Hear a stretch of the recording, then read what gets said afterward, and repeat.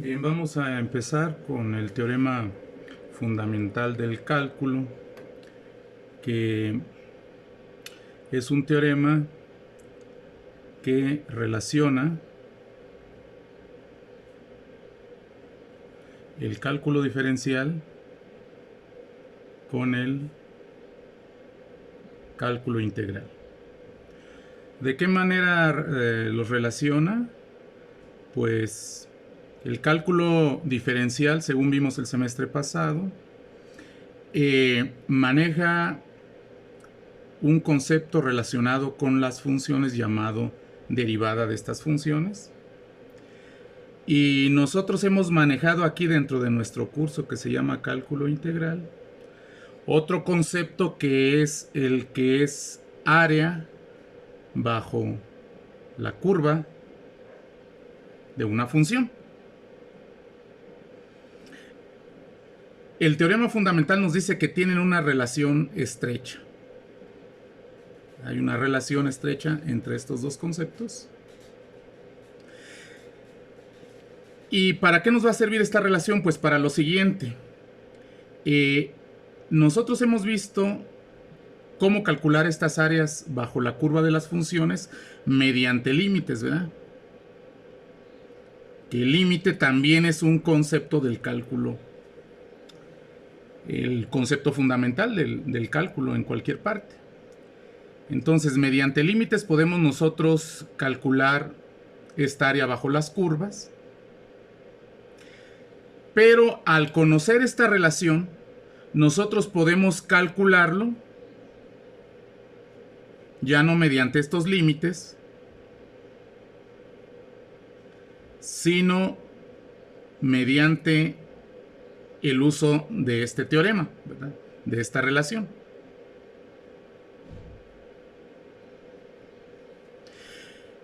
¿Cómo? Mediante un concepto que se llama antiderivadas.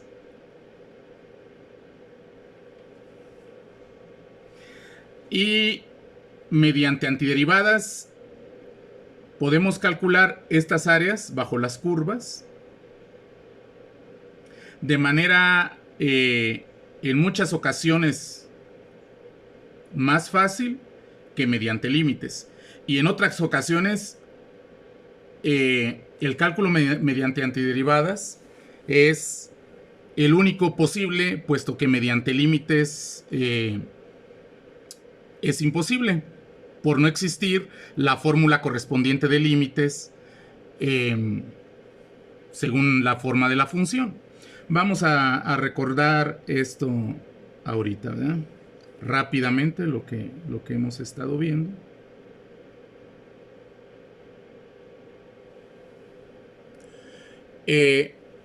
Nosotros tenemos un intervalo en la variable independiente, que por lo regular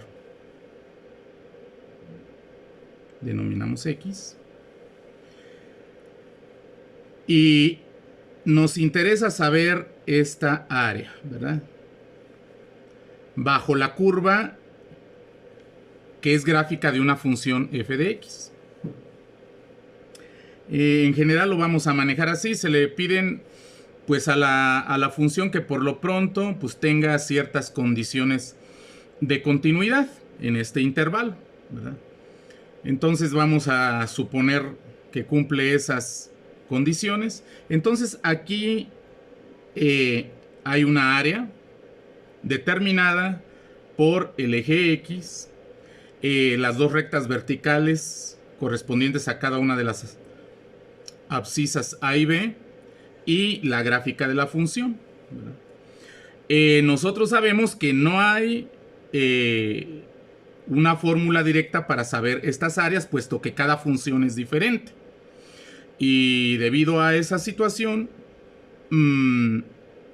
pues esto puede ser de una forma bastante arbitraria en ese sentido. Por eso sí es importante que tuviéramos un mecanismo de cómo calcular estas áreas. Y así fue como se planteó el origen del cálculo integral, viendo cómo se podían calcular estas áreas. Y el primer paso para hacerlo es el mismo dibujo, se supone, pero ahora recordando lo que hemos hecho en clase, de que se divide esto en una multitud de subintervalos que empiezan en la A, que es la primera abscisa, la abscisa que está más menor o más a la izquierda, que a ese le llamábamos X0, luego un subintervalito que llegaba hasta una abscisa X1, luego otro subintervalito hasta una X2, etcétera, ¿verdad? Hasta que llegábamos a una abscisa llamada xn-1 y por último una xn que desde luego coincidía con el final que corresponde a la abscisa sobre el área que queríamos determinar. Entonces, ¿qué es lo que hacíamos? Pues dividíamos en rectángulos, ¿verdad? En rectángulos, en una multitud de rectángulos. ¿Cuántos rectángulos se formaban? Se formaban, vamos a llamar a esta n mayúscula, n rectángulos. ¿Por qué? Porque la x1 es el extremo derecho del primer subintervalo, la x2 el extremo derecho del segundo subintervalo y así sucesivamente. Entonces estas x1, x2, etcétera van en realidad numerando estos rectángulos. Ahora, en general, ¿verdad? Si nosotros aquí hacemos rectángulos, pues se nos va a formar una especie de escalera. Una especie de escalera. Entonces, ¿qué va a pasar? Por ejemplo, el primer rectángulo, haciendo un diagrama más detallado, pues va de x0 a x1, ¿verdad? Este sería el primer rectángulo. Entonces, noten ustedes que yo puedo darle cualquier altura, ¿verdad? Que esté entre la máxima altura que alcanza la función en ese subintervalo y la mínima altura que alcance en ese subintervalo. Entonces, puedo escoger la que yo quiera. Para hacer muchos de los ejercicios, puesto que queríamos un cálculo relativamente sencillo, escogimos en muchos de los ejercicios anteriores el extremo izquierdo. También se puede escoger el extremo derecho, según lo hicimos, o puede escogerse cualquier punto en medio, ¿verdad?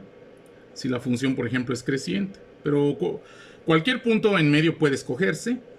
Para distinguirlo de ese x0 y x1 le voy a llamar con la letra griega que le llaman xi1, ¿verdad? Nada más por ponerle un nombre. De manera que por acá en otra parte, ¿verdad?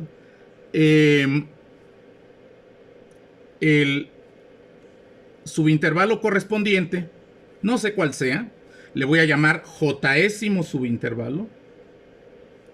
Jésimo rectángulo es el que se forma ahí. Sería de una xj-1 a una xj, ¿verdad? ¿Por qué? Porque los numera el extremo derecho de cada subintervalo.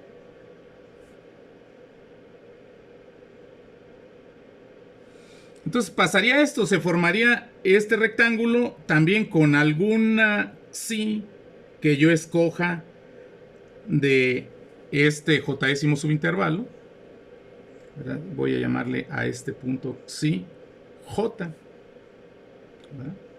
Etcétera, hasta lo que a lo mejor llego a lo último, ¿verdad? Al último rectángulo. No importa de qué, en general de qué anchos. Nosotros, porque queríamos hacer un cálculo rápido y fácil, escogimos que fueran, si se acuerdan, del mismo ancho todos los rectángulos, todos los subrectángulos del mismo ancho, ¿verdad? ¿Cuál era ese ancho? Pues era el ancho, ¿verdad? Si se acuerdan, vamos a llamarle ancho uniforme de los subintervalos.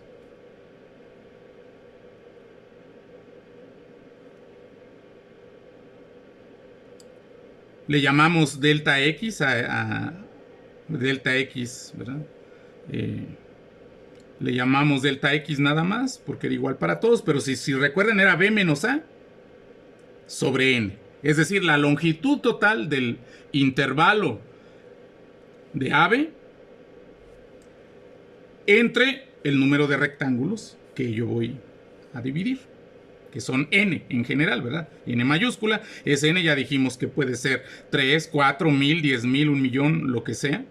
Se supone que entre más grande sea N, más precisión voy a obtener en el área, ¿verdad? El área de la suma de los rectángulos va a ser más aproximada al área real que yo quiero calcular debajo de la curva de f de x.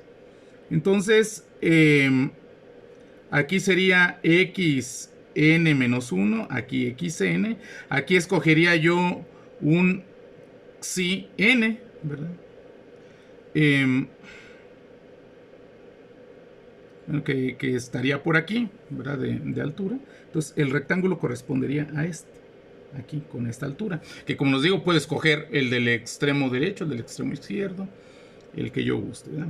Ahora, ¿cuáles son las áreas correspondientes? Pues aquí se ve claramente, ¿verdad? De esta área le voy a llamar A1. Esta área A1 sería x1 menos x0 multiplicado por f de xi1. Esta área jésima sería xj menos xj menos 1 por f de xij. Y esta área, la última, sería AN, sería xn menos xn menos 1 multiplicado por f de xi n. Esa es porque es base por altura, base por altura, base por altura. Esta curva es la de la función f de x, ¿verdad? Entonces, obviamente, la altura, esta altura de la línea punteada, es la función f de x evaluada en el punto que yo escogí aquí, xi1, ¿verdad? Entonces, esa es la altura. Lo mismo acá, la altura es f, porque esta sigue siendo f de x, ¿verdad? Es la curva f de x, acá sigue siendo f de x. Es f evaluada en xj multiplicada por el ancho, ¿verdad? El ancho es xj menos 1, el ancho que está aquí, ¿verdad? Este le podemos llamar delta xj, o sea, anchito, base del rectángulo AJ, del rectángulo jésimo, ¿verdad? Cuya área es AJ. Este le puedo llamar delta x1, ¿verdad? Para que quede claro. Y esto le puedo llamar delta xe. No hay ningún problema. Entonces está claro la forma de obtener las áreas de esos rectángulos.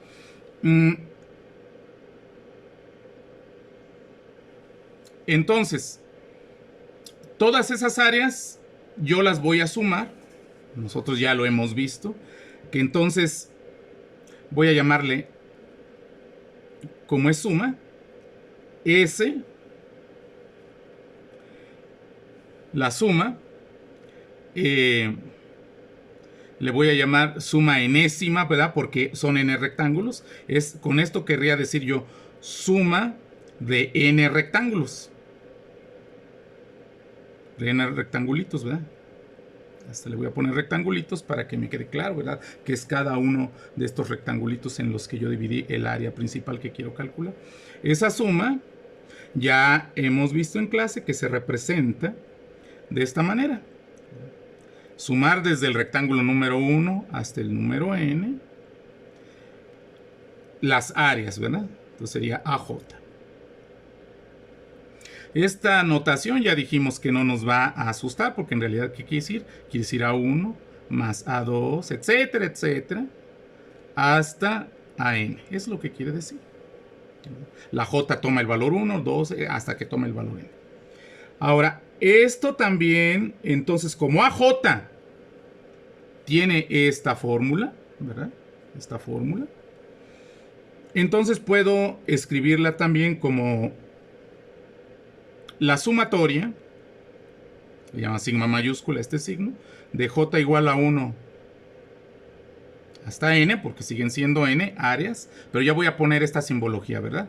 Y voy a poner primero la F. F de psi J por delta XJ. Como dije, estas en general se pueden escoger de manera diferente.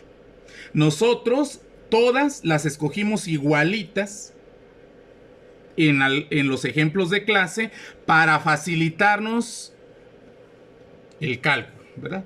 Pero en general pueden ser diferentes. Los anchos, las basecitas de estos rectángulos. Entonces, así quedaría escrita la fórmula de toda el área, ¿verdad? Entonces, esta SN, es decir, agarrar n rectángulos, pues se parece mucho al área que yo busco, ¿verdad? Se parece mucho, ¿verdad? Si n lo escojo 100, se parece, ¿verdad? Se parece mucho. Vamos a... Si n es igual a 1000, se parece más. Si n es igual a 1.000.000.000, 10 a la 12 voy a escribir para no...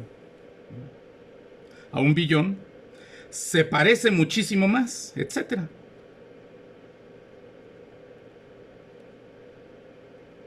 ¿A quién? A la verdadera área que busco. Es decir, el área en sí es el límite cuando todos los anchitos se hagan muy delgaditos, es decir, tiendan a cero, y al mismo tiempo, entonces, como van a cubrir el área, el número de rectángulos se haga infinito, ¿verdad? Tienda a infinito. El límite, ¿de quién? De esta sumatoria. De J igual a 1 hasta N mayúscula de F de psi J por delta XJ. Bien. La situación es que para no escribir todo esto, Leibniz simplemente, viendo que se trataba de una suma, pero en el límite, cuando todas las basecitas de los rectángulos se van haciendo muy delgaditas, y claro que son muchísimos rectángulos los que me cubren el área, simbolizó todo esto simplemente mediante una S, pero la puso alargada para indicar, ¿verdad? Todo esto, nada más con esto.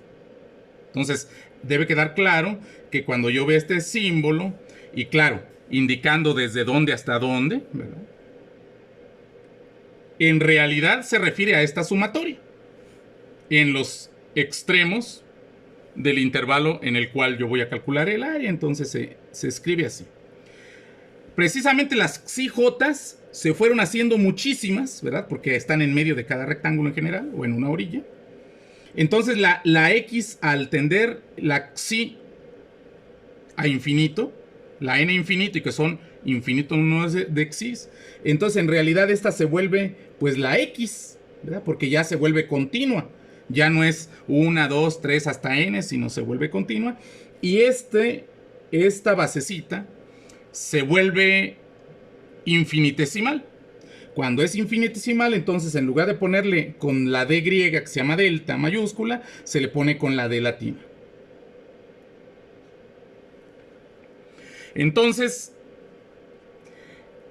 a esta área, en general, podemos decir que podemos calcularla con esta fórmula. ¿Pero qué quiere decir esta fórmula? Este límite. Bien, este límite nosotros lo hacíamos a mano anteriormente, ¿verdad? Ahorita vamos a ver, recordar cómo lo hacíamos.